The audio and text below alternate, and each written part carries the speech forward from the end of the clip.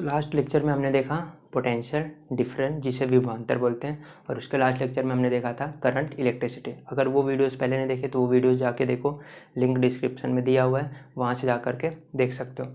अब उसके बाद फिर नेक्स्ट टॉपिक हम लोग देखते हैं रेजिस्टेंस। ये भी एक इम्पॉर्टेंट टॉपिक है रेजिस्टेंस, जिससे हम लोग क्या बोलते हैं, प्रतिरोध बोलते हैं। अब ये रेजिस्टेंस क्या है, नाम से ही पता है कि भाई कुछ तो रोकता होगा। रेजिस्टेंस प्रतिरोध, किसी को रोकने का काम करता है, तो रेजिस्ट करता है किसी के मोशन को, क्या करेगा, रेजिस्ट। तो सेम रेजिस्टेंस का काम क्या है कि जो इलेक्ट्रॉन्स फ्लो हो रहे हैं उस इलेक्ट्रॉन को फ्लो को क्या करना है, रोकना है। इसे क्या कहेंगे हम लोग, रेजिस्टेंस। जैसे एग्जांपल समझ लो। अब रेजिस्टेंस आता कैसे, पहले वो देख लेते हैं, ठीक है। समझ लो ये कोई एक वायर है, ठीक है। अब ये वायर्स में क्या होंगे, ऐसे फ्री इलेक्ट्रॉन्स होंगे, लाखों करोड़ों अरबों होते हैं, ठीक है। ये फ्री इलेक्ट्रॉन्स घूमना। अब ये जब फ्री इलेक्ट्रॉन्स घूमेंगे, अब मैंने इस वायर को क्या कर दिया, बैटरी से कनेक्ट कर दिया, ठीक है। ये वायर को मैंने क्या कर दिया, बैटरी से कनेक्ट कर दिया। अब जब ये वायर बैटरी से कनेक्ट कर दिया तो अब क्या हो गया, यहाँ पे विभवांतर आ गया, पोटेंशियल डिफरेंस आ गया। तो अब फ्लो होने लगेंगे इलेक्ट्रॉन्स नेगेटिव टू पॉजिटिव, ऐसे इलेक्ट्रॉन्स आने लगेंगे। जब ये इलेक्ट्रॉन्स आएंगे तो होगा क्या कि यहाँ पे ये इलेक्ट्रॉन्स आए कहाँ से थे, कोई भी जो मेटल होता करता है वो बनता किससे, वो एटम से बनता है। एटम्स क्या होता है, न्यूक्लियस होता है उसका, फिर उस न्यूक्लियस में क्या होते हैं, सेल्स होती हैं, उस सेल्स में क्या होते हैं, इलेक्ट्रॉन्स होते हैं। अब अगर ये इलेक्ट्रॉन्स बाहर निकल गए, ठीक है, अब ये बचा उसका न्यूक्लियस हो गया टोटल, ये समझ लो वो एटम हो गया ऐसा। तो अब ये एटम तो है वहीं पे ना, ये तो जाएगा कहीं नहीं। तो अब जब ये इलेक्ट्रॉन जाएगा, ऐसे बहेगा इधर पे, तो इससे टकराएगा, तो टकराएगा तो क्या होगा, इसकी स्पीड कम हो जाएगी। यही क्या है एक्चुअली, रेजिस्टेंस। किसी भी वायर में रेजिस्टेंस को अगर देखा है तो क्या है कि जो इसके अंदर एटम्स रहेंगे, जो पॉजिटिव आयन्स रहेंगे, क्योंकि इलेक्ट्रॉन गया तो पॉजिटिव आयन बन जाएगा वो। तो जो पॉजिटिव आयन है, वही पॉजिटिव आयन के कारण जो रेजिस्टेंस ऑफर होता है, जो प्रतिरोध इनको महसूस होता है, उसे ही क्या कहते हैं, सिंपल प्रतिरोध कहते हैं, ठीक है। प्रतिरोध को कौन से लेटर से दिखाया जाता है, आर। इसका सिंबल होता है,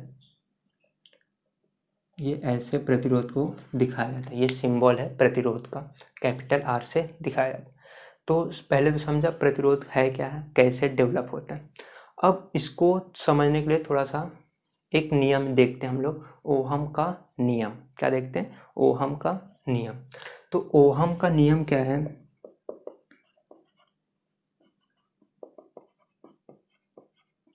ठीक है, ओहम्स लॉ। तो ओहम्स लॉ क्या बताता है, I proportional to V, I proportional to V. ये क्या बताता है, ओहम्स का नियम। मतलब क्या है कि अगर करंट फ्लो बढ़ रहा है, अगर करंट फ्लो है तो ये डायरेक्टली प्रोपोर्शनल टू है वोल्टेज। मतलब या इसको ऐसे भी पढ़ सकते हो, अगर वोल्टेज बढ़ाओगे तो करंट बढ़ेगा, अगर वोल्टेज हम बढ़ाएंगे तो क्या होगा, करंट बढ़ेगा। मतलब क्या, जितनी ज़्यादा एनर्जी में डिफरेंस रहेगा उतना ज़्यादा करंट फ्लो होगा, जितना ज़्यादा एनर्जी में डिफरेंस रहेगा उतना ज़्यादा ही क्या होगा, करंट में फ्लो होगा। ये किसने बताया, ओहम के नियम। ओहम साइंटिस्ट थे, इन्होंने ये नियम को बताया। अब ये क्या है एक्चुअली, मतलब इसको अगर फिजिकली समझना हो तो कैसे समझ सकते हैं इसको। एग्जाम्पल समझ लो कि कोई एक वायर है, एकदम यूनिफॉर्म वायर। यूनिफॉर्म वायर का मतलब क्या, इसकी लेंथ थ्रू आउट सेम होनी चाहिए। इसका जो क्रॉस सेक्शन एरिया है, ये समझ लो वायर है तो इसकी लेंथ एकदम सेम, क्रॉस सेक्शन एरिया जो अनुप्रस्थ काट का क्षेत्रफल है वो भी सेम होना चाहिए, ठीक है। ये नहीं कि कहीं ज़्यादा कहीं कम, मोटा पतला, ऐसा नहीं। तो ये सिंपल, जो इसकी भौतिक स्थिति, फिजिकल स्टेट क्या होना चाहिए, सेम, और टेम्परेचर कांस्टेंट होना चाहिए उस टाइम। अब अगर ऐसा होता है तो होगा क्या कि जैसे जैसे हम लोग वोल्टेज को बढ़ाएंगे, वोल्टेज पहले 100 का था, फिर 200 का किया, फिर 300, जैसे जैसे वोल्टेज बढ़ाएंगे तो होगा क्या, जो करंट होगा वो भी बढ़ेगा। मतलब क्या, voltage is directly proportional to current. मतलब जितना ज़्यादा वोल्टेज बढ़ाओगे उतना ज़्यादा करंट बढ़ेगा, या फिर जितना ज़्यादा करंट बढ़ रहा है तो हो क्या रहा होगा, वोल्टेज भी उतना ज़्यादा ही बढ़ रहा होगा। दोनों तरह से देख सकते हो। अब ये क्यों हो रहा होगा, अगर वोल्टेज को बढ़ा रहे हैं तो भाई करंट क्यों बढ़ रहा है। अब जैसे एग्जांपल समझ लो कि चाय गर्म है। अब ठंडी के मौसम में चाय जल्दी ठंडा होता है या फिर गर्मी के मौसम में चाय जल्दी ठंडा होता है, तो अगर देखोगे तो ठंडी में जल्दी चाय ठंडी होती है और गर्मी में लेट होता है। क्यों ऐसा? क्योंकि ठंडी में ना टेम्परेचर डिफरेंस ज़्यादा है, चाहे ज़्यादा गर्म है, मौसम ज़्यादा ठंडा है, जितना ज़्यादा डिफरेंस होगा उतनी फास्ट प्रोसेस होगी, और जितना कम डिफरेंस होगा उतना कम प्रोसेस होगा। समझ? तो जितना ज़्यादा डिफरेंस होता है ना उतना ज़्यादा फास्ट प्रोसेस होती। अब विभवांतर बढ़ा दिया मतलब क्या? एनर्जी बढ़ा दिया। एनर्जी बढ़ा दिया मतलब क्या? एनर्जी का अंतर बढ़ा दिया। जितना ज़्यादा एनर्जी का अंतर बढ़ेगा उतना ज़्यादा करंट फ्लो होगा। तो क्लियर हो रहा है कि अगर विभवांतर बढ़ाओगे या पोटेंशियल डिफरेंस बढ़ाओगे तो करंट अपने आप बढ़ जाएगा। जितने से इसको बढ़ाओगे उतने से ये भी बढ़ जाएगा। तो फर्स्ट स्टेप हमारा क्लियर हुआ कि I प्रोपोर्शनल टू V। अब I इक्वल टू क्या हो जाएगा? 1/RB। यहाँ पे क्या लेते हैं हम लोग? एक कांस्टेंट, हम लोग पहले के लेते हैं कांस्टेंट। ये कांस्टेंट की वैल्यू क्या होती है? 1/R into we. तो अब इसको अगर ऊपर लेंगे तो क्या हो जाएगा? IR इक्वल टू वी। तो यहाँ से ओहम्स लॉ से क्या निकलता है? V equal to IR। ये क्या है? Ohm's law. ओहम्स लॉ में क्या है? V equal to IR। ये हमारा ओहम्स लॉ है। तो क्लियर हुआ? रेजिस्टेंस यहाँ से, तो ये जो R है यहाँ पे ये क्या है? रेजिस्टेंस है। ठीक है। अब जितना ज़्यादा रेजिस्टेंस होगा, अब वोल्टेज देखो कैसे, इसमें थोड़ा सा हम लोग क्वेश्चंस देखते हैं। तो पहले हमको रेजिस्टेंस समझ गया कि भाई आ कहाँ से रहा है। फिर हमने देखा कि ओहम्स नियम में क्या देखा कि पहले ये तीन दोनों को चीज़ सेम रखो, टेम्परेचर सेम रखो, अब वोल्टेज बढ़ाओ तो करंट अपने आप बढ़ रहा है। क्लियर? अब नेक्स्ट स्टेप देखते हैं कि रेजिस्टेंस कैसे वर्किंग करता है और इसका क्या मेन फंक्शन। अब ये जो आर है ये क्या होता करता है कि लेंथ के डायरेक्टली प्रोपोर्शनल होता है। आर क्या होता करता है? लेंथ के डायरेक्टली प्रोपोर्शनल। मतलब क्या बोला ये कि जितनी ज़्यादा बड़ी लेंथ रहेगी वायर की, अगर वायर की जितनी ज़्यादा बड़ी लेंथ रहेगी उतना ज़्यादा इसको रेजिस्टेंस होगा। सिंपल लॉजिक भी है, क्योंकि समझ लो अगर एक ये इलेक्ट्रॉन है, इसको यहाँ तक जाना है, ठीक है, ये इलेक्ट्रॉन को इसको यहाँ तक जाना है, तो इसको इतना पाथ ट्रेवल करना पड़ेगा, यहाँ से यहाँ तक जाने के लिए रास्ता जाना पड़ेगा। अब इस रास्ते में कितने प्लस आयन मिलेंगे इसको? बहुत सारे। उतना ज़्यादा टकराएगा तो उससे ज़्यादा और ज़्यादा प्रतिरोध बढ़ेगा, उतना ज़्यादा और रेजिस्टेंस मिलेगा। इसलिए जितनी बड़ी लेंथ होगी उतना ज़्यादा प्रतिरोध बढ़ जाएगा। क्लियर हुआ? ये फर्स्ट इम्पॉर्टेंट पॉइंट है। अगर लेंथ को बढ़ाओगे तो रेजिस्टेंस बढ़ जाएगा।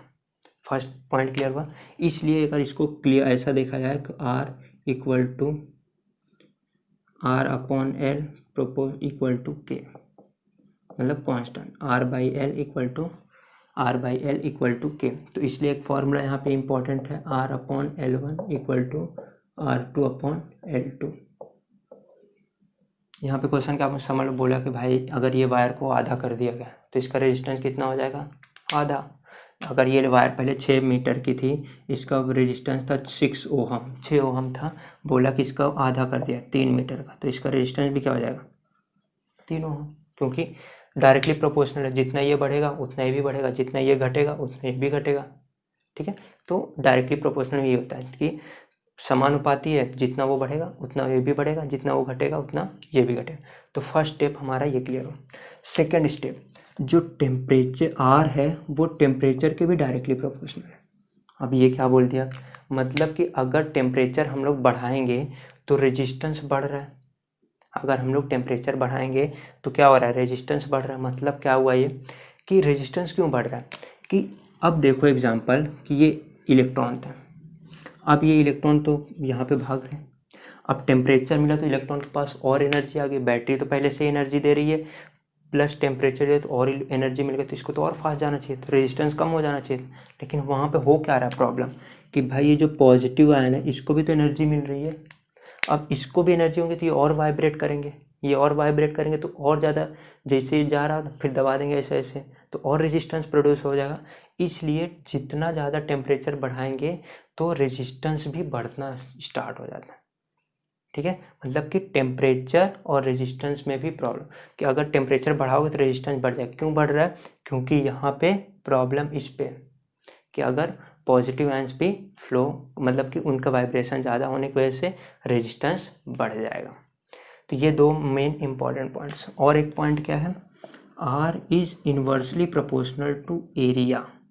मतलब क्या, जो प्रतिरोध है वो प्रतिरोध अनुप्रस्थ काट का क्षेत्रफल इसके क्या होगा, अपोजिट, मतलब क्या, एकदम से प्रतिलोमानुपाती, एकदम इनवर्सली प्रोपोर्शनल टू रेजिस्टेंस। मतलब क्या बोला कि एग्जांपल समझ लो, पहली वायर ऐसी है और दूसरी वायर, ये दूसरी वायर बनाता हूँ, एक ये वायर है एक ये वायर है, इन दोनों में से सेम लेंथ की बना लेते हैं हम लोग, ठीक है। अगर पूछा जाए कि ये दोनों में से बताओ किस में ज़्यादा करंट फ्लो होगा या किस में रेजिस्टेंस कम होगा, तो सिंपल लॉजिक है कि अगर ये वायर पतली है, अब पतली है तो क्या होगा, यहाँ पे जो पॉजिटिव आयन वो पास पास रहेंगे, अब पॉजिटिव आयन पास पास रहेंगे तो इलेक्ट्रॉन जाने के लिए ज़्यादा टाइम लगाएंगे, मतलब रेजिस्टेंस ज़्यादा होगा।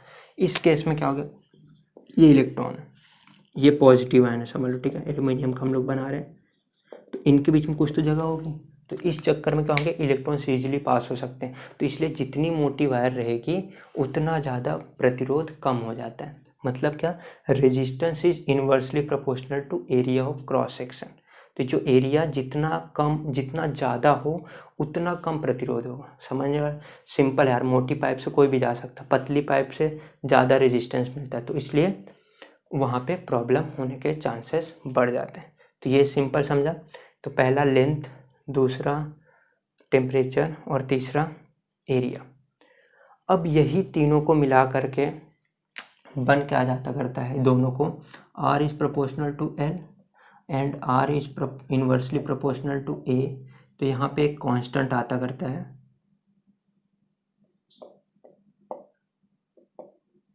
जिसे रो बोलते हैं, जिसे क्या बोलते हैं, रो। इस रो को क्या बोलते हैं हम लोग, रेजिस्टिविटी। तो यहाँ पे एक नया टर्म आता है, रेजिस्टिविटी। तो ये रेजिस्टिविटी, जिसे अवरोधकता भी कहते हैं या प्रतिरोधकता भी कहते हैं, इसे रो लेटर से दिखाया जाता है, ठीक है। तो इसका formula R equal to rho L by A. तो रो इक्वल टू क्या हो गया, ये ए को इधर लेकर आया तो क्या हो गया, और ये मल्टीप्लाई में इधर आएगा डिवाइड, तो RA अपॉन L, ये इसका क्या हो गया फॉर्मूला। अब देखते हैं हम लोग प्रतिरोध का फॉर्मूला क्या होता है और इसका यूनिट क्या होता है और इसका फंक्शंस क्या होते हैं वो देखते हैं। अब पहला तो R, ओहम्स लॉ से इसका फॉर्मूला क्या आया था, B upon I. Ohm's law में क्या था, B equal to I R, बराबर। तो R, तो ये V आई को इधर लाएगा तो भाग हो जाएगा। तो ये पहले तो प्रतिरोध का फॉर्मूला हो गया, R equal to V upon I, ये फॉर्मूला। अब नेक्स्ट इसका यूनिट क्या है, तो इसका यूनिट है ओहम। यूनिट क्या है, ओहम।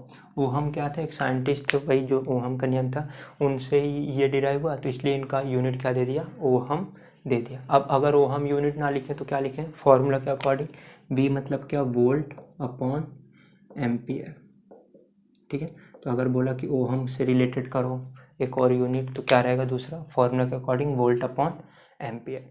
तो ये हो गया इसका फॉर्मूला, ये हो गया इसका सिंबल और ये हो गया इसकी यूनिट। क्लियर। अब नेक्स्ट क्या आता है कि ये वर्क कैसे करता है, तो रेजिस्टेंस जो होता है वो क्या करता है कि फ्लो ऑफ इलेक्ट्रॉन को रोकता करता है, ठीक है। ये जैसे पॉजिटिव हो गया, ये निगेटिव हो गया, तो अब इलेक्ट्रॉन्स जब फ्लो होते हैं तो ये फ्लो को क्या करता है, रोकता करता है। तो यही इसका मेन काम है रेजिस्टेंस का, फ्लो ऑफ इलेक्ट्रॉन्स को रोकना या करंट को कम कर देना। तो करंट इसलिए इसको क्या है, इन्वर्सली प्रोपोर्शनल है। मतलब कि अगर समझ लो एग्जांपल, करंट बढ़ रहा है तो रेजिस्टेंस कम हो रहा होगा, या फिर ये अगर कम हो रहा है तो ये क्या हो रहा होगा, बढ़ रहा होगा, ठीक है। तो ये यहाँ पे याद रखना। अभी नेक्स्ट क्या है, रेजिस्टिविटी या जिसे अवरोधकता कहते हैं, तो इसका फॉर्मूला क्या है, rho equal to R A upon L. तो इसका यूनिट क्या बन जाएगा, इसका यूनिट होता है ओहम, इसका यूनिट होता है मीटर स्क्वायर और लेंथ का यूनिट होता है मीटर। तो 1 मीटर से 1 मीटर कट गया तो इसका यूनिट क्या आ गया, ओहम मीटर। तो अवरोधकता की यूनिट क्या हो गई, ओहम मीटर। क्लियर। अब ये ओहम मीटर इसकी यूनिट होती है, तो अब ये इसका यूज़ क्या है, तो अगर रेजिस्टिविटी जितनी ज़्यादा रहेगी तो उतनी कम कंडक्टिविटी रहेगी। मतलब कि जितना ज़्यादा रेजिस्टेंस ज़्यादा रहेगा तो उतना कम खराब कंडक्टर रहेगा, ठीक है। अब सबसे ज़्यादा अच्छा कंडक्टर कौन है, सिल्वर। सिल्वर में सबसे अच्छा वायर होता है सिल्वर का, उसमें सबसे ज़्यादा फास्ट करंट फ्लो होता है। उसके बाद फिर होता है कॉपर, नॉर्मली हम लोग यूज़ करते हैं कॉपर का, क्योंकि ये प्रीशियस मेटल में आता करता है सिल्वर, ठीक है, महंगा होता है एज़ कम्पेयर टू कॉपर, इसलिए हम लोग बेसिकली यूज़ किसका करते हैं, कॉपर का। तो कॉपर में भी करंट फ्लो होता है। तो अब इसमें क्या होगा, रो की वैल्यू क्या होगी, कम, इसमें रो की वैल्यू क्या होगी, और कम होगी, ठीक है। तो जितना ज़्यादा रेजिस्टिविटी कम होगी उतना ज़्यादा कंडक्टिविटी बढ़ेगी, मतलब उतना ज़्यादा फ्लो ऑफ इलेक्ट्रॉन बढ़ेगा। रेजिस्टिविटी कम है मतलब क्या, रेजिस्टेंस कम है, जितना कम रेजिस्टेंस होगा उतना ज़्यादा करंट का फ्लो होगा। तो ये हो गया हमारा अवरोधकता और रेजिस्टेंस, यहाँ तक क्लियर है। अब प्रतिरोध कुछ एक और टाइप का होता करता प्रतिरोध, जिसे चल प्रतिरोध बोलते हैं। क्या, चल प्रतिरोध, रियोस्टैट इसे बोलते हैं, ठीक है। चल प्रतिरोध का मतलब क्या, इसे इस सिंबल से दिखाया था, ये हो गया चल प्रतिरोध। मतलब क्या, तुम यहाँ पे चेंज कर सकते हो, ठीक है। ये प्रैक्टिकल्स होता है तब समझ में आता है। मतलब तुम चाह के 10 ओहम का प्रतिरोध, 20 ओहम का प्रतिरोध, मतलब इसको तुम चेंज कर सकते हो, इसलिए इसे चल प्रतिरोध या फिर रियोस्टैट बोलते हैं। ये हो गया हमारा बेसिक रेजिस्टेंस और रेजिस्टिविटी। सीरीज में जोड़ दें रेजिस्टेंस को, अभी हम लोग क्या कर रहे हैं, सीरीज मतलब क्या, श्रेणी। अगर श्रेणी क्रम में रेजिस्टेंस को हम लोग जोड़ दें तो क्या होगा, तो समझ लो कि एक सर्किट बनाता हूँ,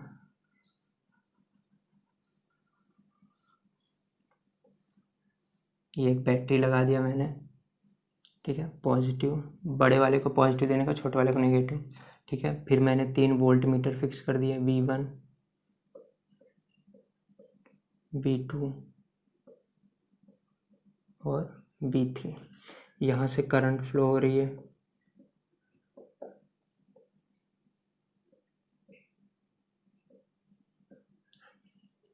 ठीक है। तो ये एक नॉर्मल सर्किट। अब यहाँ पे क्या किया, 3 रेजिस्टेंस लिया, R1 R2 R3, 3 प्रतिरोध लिया, ये तीनों प्रतिरोध को क्या कर दिया, जोड़ दिया, ठीक है। श्रेणी क्रम मतलब सीरीज मतलब एक के बाद एक के बाद एक के बाद एक जोड़ दिया। तो अब पूछता है कि यहाँ पे बताओ इसका टोटल रेजिस्टेंस कितना होगा, इसका टोटल प्रतिरोध कितना हो गया, ये यहाँ पे क्वेश्चन आता है। तो अब ये हम लोग कैसे निकालें, तो ये हो गया हमारा करंट, ठीक है। अब एक चीज़ याद रखो कि जब भी कभी रेजिस्टेंस सीरीज में लगे होंगे, अगर रेजिस्टेंस हमेशा सीरीज में लगे हों तो होगा क्या कि करंट जो फ्लो होगा वो सेम होगा इन ऑल द 3 रेजिस्टेंस। इसको समझने का बेसिक फंडा देख लो। अगर करंट यहाँ से 5 एम्पियर गया तो यहाँ पे भी कितना आएगा, 5 एम्पियर। प्रतिरोध क्या करता है, रोकने का काम करता है, ठीक है। रोक रहा है मतलब ये थोड़ी कि खा जाएगा, वहाँ पे रोकेगा, थोड़ा सा और एनर्जी लगेगा कि भाई थोड़ा ज़्यादा हो गया यहाँ पे, तो थोड़ा सा और एनर्जी देना पड़ेगा तो पास हो जाएगा वहाँ से, लेकिन जाएगा तो उतना ही ना। अब ट्रैफिक में फंसते इसका मतलब ये थोड़ी ही गायब हो जाते हैं वहाँ से, ट्रैफिक टाइम लगता है, थोड़ा सा और एक्स्ट्रा टाइम लगेगा, वो टाइम से थोड़ा सा हम आगे पहुँच जाएंगे, थोड़ा सा टाइम लग के आगे जाएंगे, लेकिन जाएंगे तो उतना ही।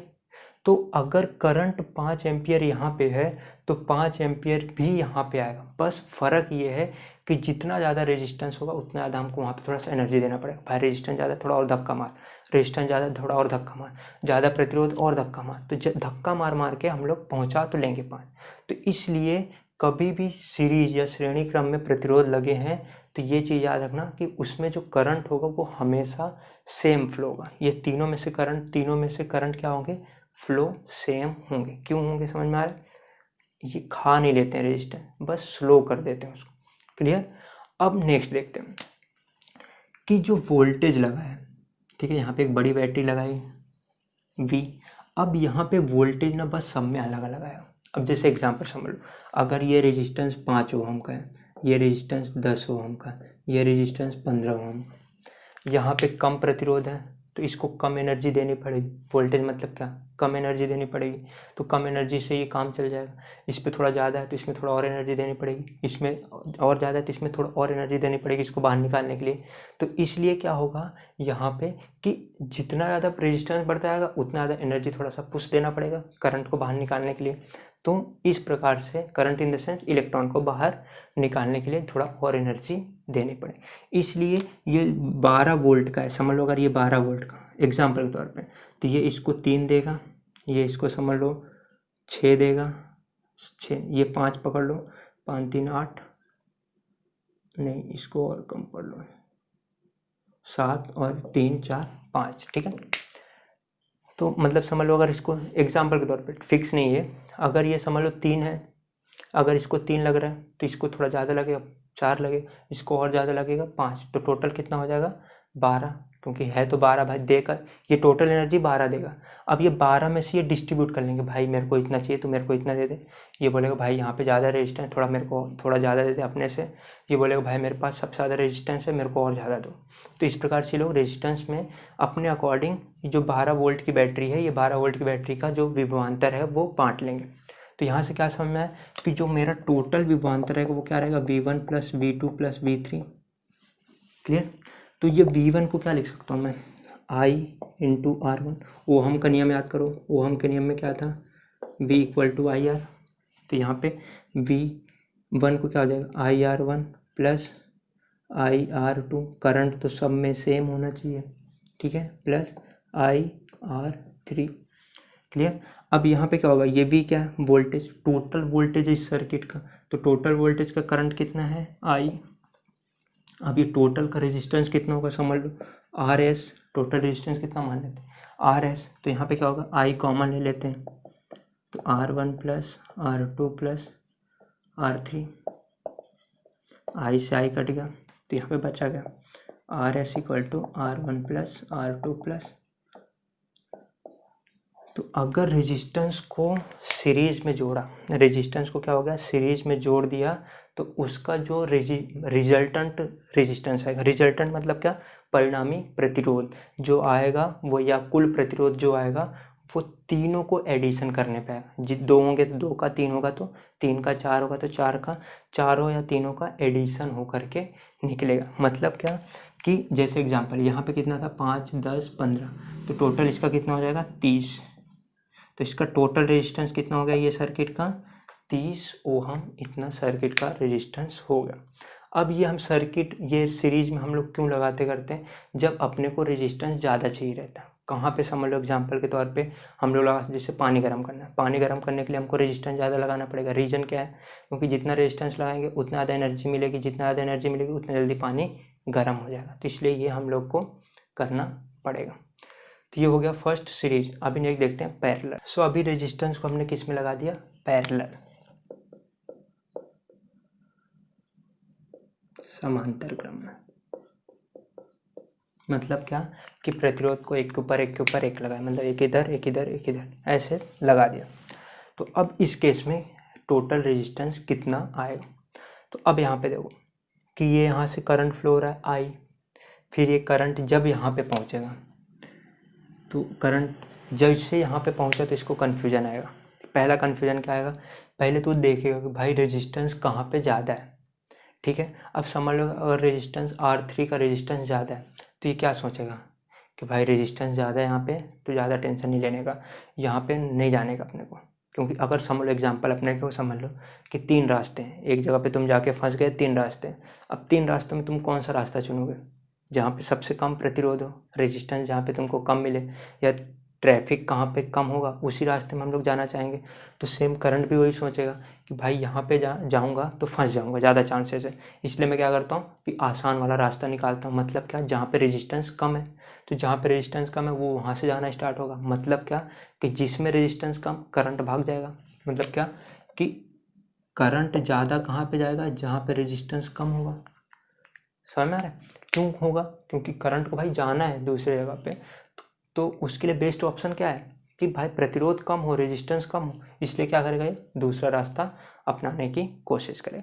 तो इसलिए ये केस में उसमें क्या था, समांतर श्रेणी क्रम में, सीरीज में क्या था कि करंट जो फ्लो हो रहा था सेम हो रहा था, लेकिन इस केस में ये जब रेजिस्टेंस से करंट अलग अलग फ्लो होते हैं।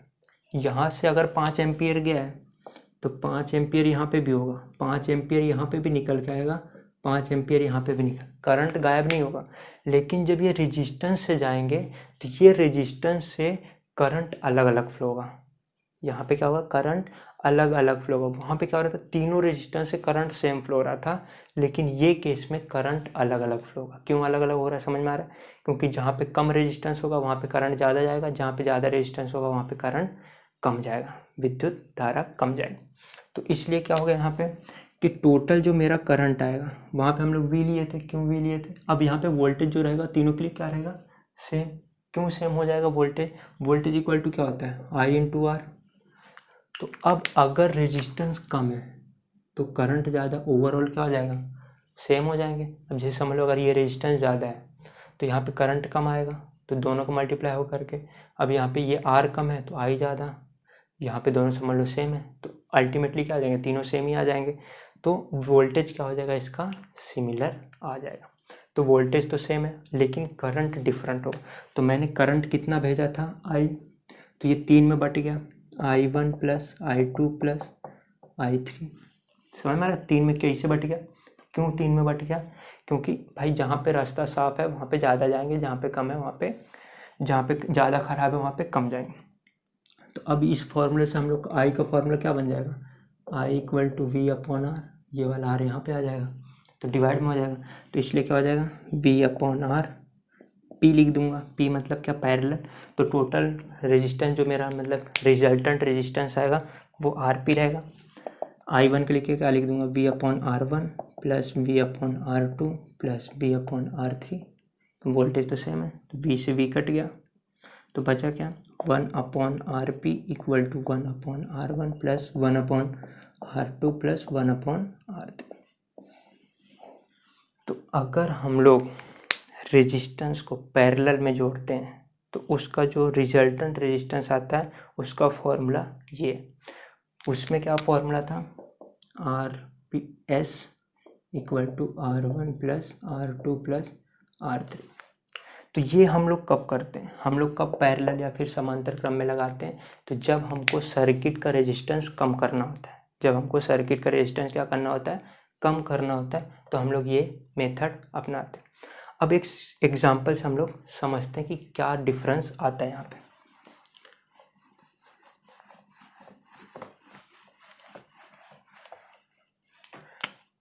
दो केस लेते हैं, ठीक है?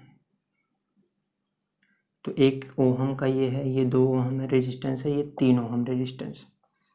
फिर इसी को हम लोग क्या करते हैं? पैरेलल में लगाते हैं।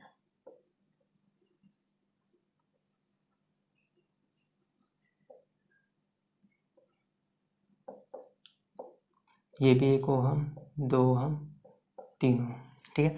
अब इसमें क्या हो जाएगा? R S equal to 1 plus 2 plus 3 equal to 6 बराबर। इस केस में क्या होगा? 1 upon R P equal to 1 upon 1 plus 1 upon 2 plus 1 upon 3 formula के अकॉर्डिंग। तो यहाँ पे तो टोटल 6 ओहम आ गया, ठीक है? अब जो इसका आर पी है वो कितना आएगा वो निकालते हैं। अब इसका हम लोग का जो नीचे का हर है वो समान है क्या? नहीं, तो पहले हर को समान करना पड़ेगा। तो क्या करेंगे? कॉमन क्या है दोनों में? 6, तो 6 कॉमन ले लेते हैं। तो यहाँ पे क्या आ जाएगा? 6। कैसे निकाल रहे हैं ये हम लोग? 6 यहाँ पे क्यों आ रहा है? 6 को 1 से डिवाइड करूँगा तो कितना आ जाएगा? 6। फिर इसको मल्टीप्लाई करूँगा 6, फिर इसको 3 से डिवाइड करूँगा, इसको 2 से डिवाइड करूँगा तो 3 आएगा। 3 1 जा 3 प्लस इसमें 2, तो टोटल कितना आ गया? 6 3 9 2 11 अपॉन 6, ठीक है? ये किसका वैल्यू है? 1 upon R P, 1 upon R P का। लेकिन क्वेश्चन में क्या पूछ रहा था? R P. तो आर पी का वैल्यू क्या आ जाएगा? उल्टा करना पड़ेगा अपने को, तो 6 अपॉन 11। आर पी का वैल्यू क्या आ जाएगा? 6 अपॉन 11, क्योंकि उल्टा करें तो आर अपॉन 1, तो अपॉन 1 लिखने की जरूरत नहीं है। तो आंसर कितना आ जाएगा? R P equal to 0 point, अब डिवाइड नहीं होगा तो यहाँ पे 0 लेना पड़ेगा, तो 11 5 जा, ठीक है? 55, फिर 5 आएगा तो 4 जा, ठीक है? क्योंकि 5 आया तो 50 हुआ, 4 4 44, फिर बचा कितना? 6, फिर 5 4, तो इस प्रकार से ये इतना रहेगा। तो देखो अगर वही रेजिस्टेंस सेम रेजिस्टेंस है तो यहाँ पे हम लोग अगर सीरीज में लगा रहे हैं तो इसका जो टोटल रेजिस्टेंस है वो 6 ओहम आ रहा है, मतलब तीनों को ऐड करने पे आ रहा है जितना। और अगर वही रेजिस्टेंस को हम लोग पैरेलल लगा रहे हैं तो जो इफेक्टिव रेजिस्टेंस मिल रहा है अपने को, जो परिणामी प्रतिरोध हम लोग को मिल रहा है वो कितना मिल रहा है? 0.54। मतलब क्या कि जो इसका सबसे छोटा रहेगा उससे भी कम। तो ये चीज़ हमेशा याद रखना कि जो इसका रिजल्टेंट रेजिस्टेंस रहेगा वो उसके सबसे बड़े वाले से भी बड़ा रहेगा। जैसे इसका सबसे बड़ा क्या था? 3, तो उससे भी बड़ा है। तो ये याद रखना कि अगर प्रतिरोध श्रेणी क्रम में लगे हुए हैं तो उसका जो सबसे बड़ा वाला प्रतिरोध रहेगा उससे भी बड़ा परिणामी प्रतिरोध आएगा। तो जो रिजल्टेंट रेजिस्टेंस रहेगा सीरीज में वो सबसे बड़े वाले से भी बड़ा आएगा। और इसमें क्या रहेगा कि जो रेजिस्टेंस अगर पैरेलल में लगे हैं तो सबसे जो छोटा रहेगा उससे भी कम आएगा आंसर। जैसे इसका आंसर कितना है, सबसे छोटा क्या है 1, उसका आंसर क्या आ गया 0.54 में है। तो जो सबसे छोटा रहेगा उससे भी कम आंसर आएगा, और इसमें जो सबसे बड़ा उससे भी ज़्यादा आंसर आएगा। तो ये दोनों डिफरेंस याद है। तो आरपी कब करते हैं हम लोग, रेजिस्टेंस पैरेलल में कब लगाते हैं, पैरेलल में कब लगाते हैं, समांतर क्रम में कब लगाते हैं, जब अपने को रेजिस्टेंस कम चाहिए रहता है। क्लियर। तो घर में जितने भी चीज़ें हैं वो सब इस फोकस में लगी हुई हैं, क्योंकि जैसे मोबाइल चार्जर अलग वोल्टेज खींचेगा, अलग करंट, वहाँ रेजिस्टेंस अलग है, फ्रिज का अलग रेजिस्टेंस है, टीवी का अलग। तो हर जो उपकरण है हमारे वो सारे समांतर क्रम में लगे हुए हैं, सबको करंट की अलग अलग रिक्वायरमेंट है। तो ये हो गया हमारा resistance complete. So next topic में हम लोग देखेंगे अभी पावर क्या होता है। ठीक है, क्योंकि यहाँ पे तो पावर लगेगी ना, कितना हम लोग जैसे घर की लाइट बिल आती है तो लाइट बिल में हम लोग को देखना होता है यूनिट, कितना यूनिट खर्चा किया, तो वो क्या होता है, कैसे उसको कैलकुलेट करते हैं, वो हम लोग नेक्स्ट लेक्चर में डिस्कस करें। सो वीडियोस अगर आपको अच्छे लग रहे हैं तो आपके जो फ्रेंड्स हैं 9th 10th के, वो फ्रेंड्स को आप वीडियोस को शेयर करो, उनको बोलो सब्सक्राइब करके रखें, क्योंकि नेक्स्ट वीडियोस जो आएंगे वो आपको नोटिफिकेशन के द्वारा आपको मिल जाएंगे। So thank you for watching this video.